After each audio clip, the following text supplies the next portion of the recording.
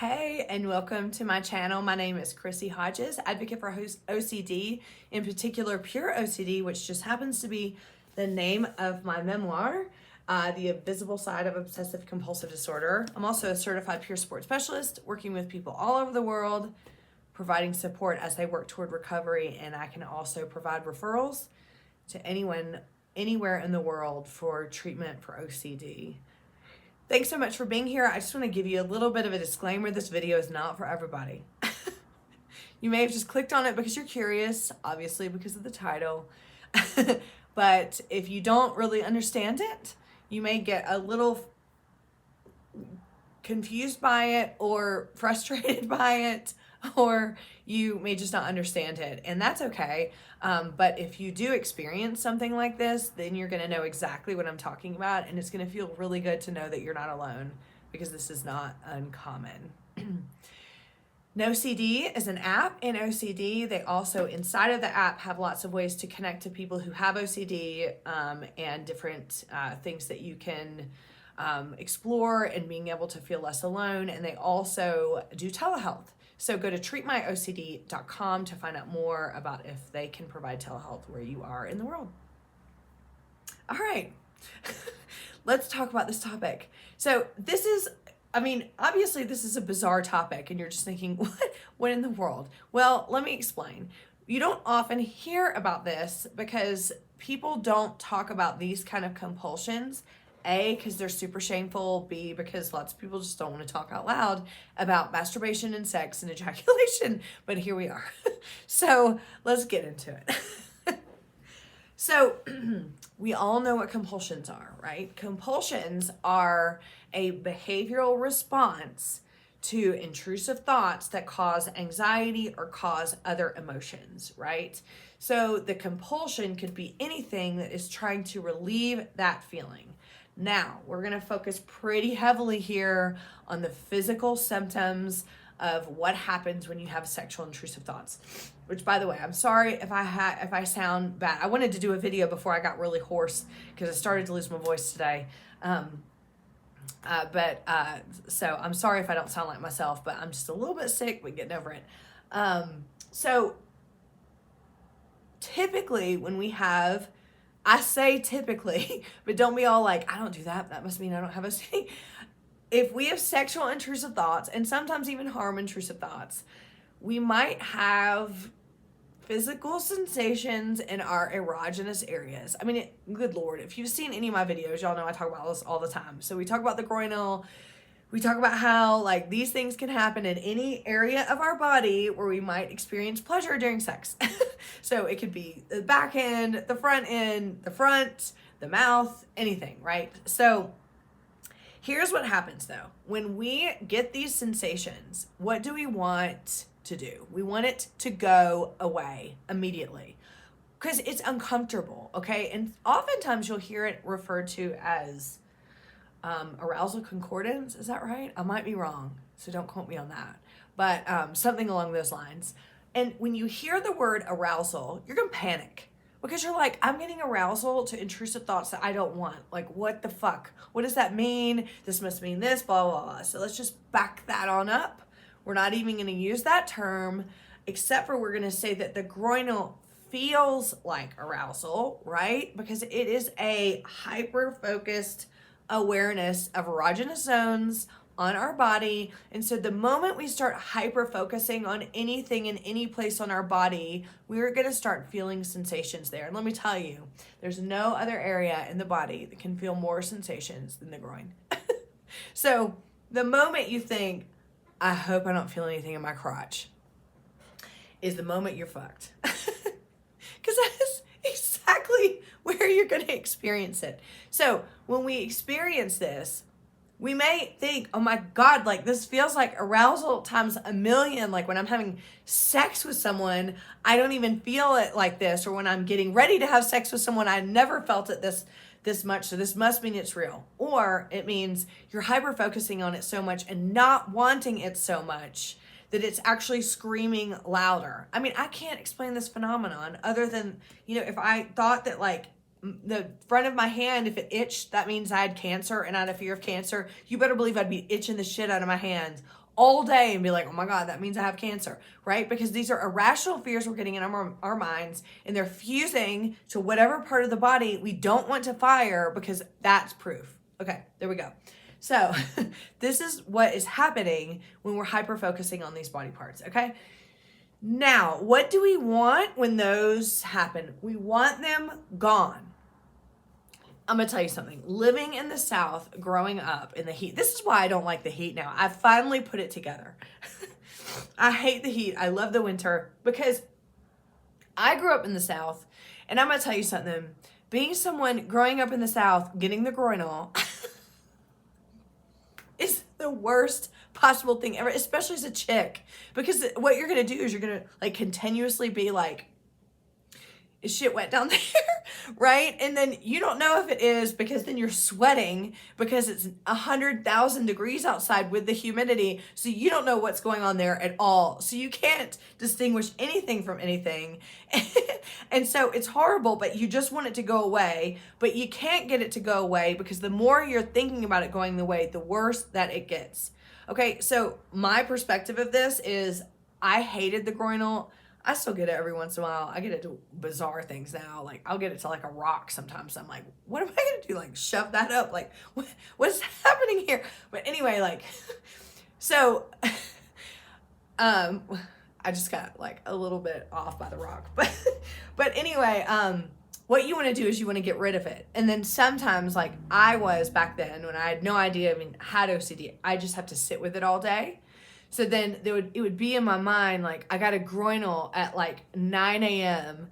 and it's 4 p.m. and I'm about to go out with my boyfriend or whoever else, but I still had the groinal earlier. So what does that mean? Like, if I feel aroused or if I feel attracted to someone, but the groinal was there before, am I acting on the groinal? It's just this horrible, like, the groinal sensation can last beyond the sensation that it is, right? But for some people, what they want to do is just to get the sensation over with, right? I just need this to stop. I don't want it to be there. So what they may do is masturbate or have sex or do something along the lines to relieve whatever is going on down there, right? Like, so maybe you go pee, or you do, I can't go into all the details, but I've heard a lot over the years of how to relieve this feeling. But I'm going to tell you something. What happens is the biggest shame can come from like masturbating or having sex from it, because what you're doing is you're relieving that feeling. But then you think and go, oh my God, I just acted on it. And you might think that too, if you're just doing something physically to try to get rid of it, you might think I acted on it, right? So then it takes you down this whole other rabbit hole of what does that mean? If I acted on it, that means I don't really have OCD, blah, blah, blah, blah. So what this is it is a compulsion. So masturbation is a compulsion, and we don't talk about this often. I actually may already have a video about this, but we don't talk about this often because a lot of people, first of all, are not going to admit that they do it. And second of all, there's too much shame around admitting, because they're worried if they say that they did, that means that they really wanted it. Even if they got the groinal to their intrusive thought, but they are fantasizing about something they're actually attracted to, or they're not fantasizing about anything and they're just like, let's just get this shit over with and let's just blow it out and we're done, right? But the compulsion is, I have to complete this, right? I need to get rid of it somehow. But what happens, this is what can happen.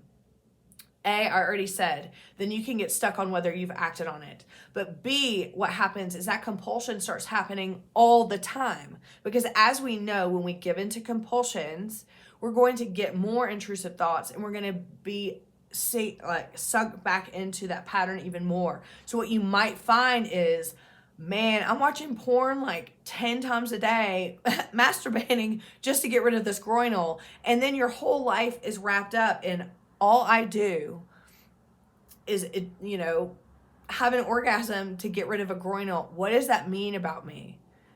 So in this video, all I'm doing today is coming to you and saying it's important for you to recognize the compulsion. there's nothing I can say or do or anything to help take away the feelings you're going to have afterwards, the guilt, the shame, the things that are going to come. Compulsions just bring shame, right? Because a lot of times any compulsion, even if it's just watching porn and not masturbating to it, right? Or having sex or anything, even just watching it, your mind can distort. What does that mean? You watched it because you had this intrusive thought, so that must mean the intrusive thought is real or true. So anything that you do in response to intrusive thought to get rid of it, right? To get rid of that feeling, to neutralize the intrusive thought, to reduce the anxiety, you're doing because you're in fight, flight, freeze, whatever, like whatever the reptilian brain is telling you. You're doing it to survive. In the moment, it feels like the right thing to do. In the moment, it feels like I have got to do this because I cannot sustain the amount of anxiety that's coming along with these intrusive thoughts. But in the moments after, and this is what's so important to remember about OCD, is that when you're out of fight and flight and you're in logical brain and you're remembering the things that you did, and you're remembering the things that you thought or the physical actions you took or whether you had an orgasm or whatever, you are going to interpret it with a logical mind frame instead of a survival mind frame. You're not going to be able to understand. And in fact, that's when judgment comes along, and that's when you start thinking, oh my God, I can never deal with the shame and the guilt of all the things that I have done when I was triggered and I was trying to get rid of these thoughts. But now when I'm in rational frontal lobe brain, all of a sudden it is like, what kind of fucking awful person am I for doing this? I'm going to tell you. Are you ready? I'm going to tell you the answer to that. You are a person with OCD that was doing the best that you could in a humongous trigger to try to get rid of all of the awful feelings that you were having associated with those intrusive thoughts. You're not going to believe me. You're going to be like, I'm different. I really don't have OCD. Listen to what I said. Listen again. Back it up and listen again. That is the reality.